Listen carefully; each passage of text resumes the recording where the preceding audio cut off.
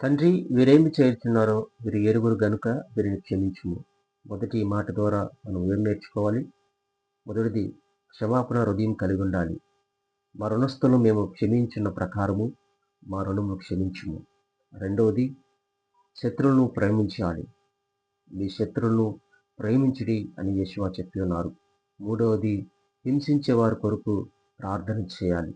మిమ్మును హింసిస్తున్న ప్రతి ఒక్కరి కోసం కూడా మీరు ప్రార్థన చేయాలి అని ఈ 3 మాటలు కూడా మన రక్షకుడైనటువంటి మెస్సియా మాట్లాడారు. అలాగే ప్రతి ఒక్కరు కూడా యేషువను అంగీకరించేవాడు క్షమించే మనసును కలిగి ఉండాలి.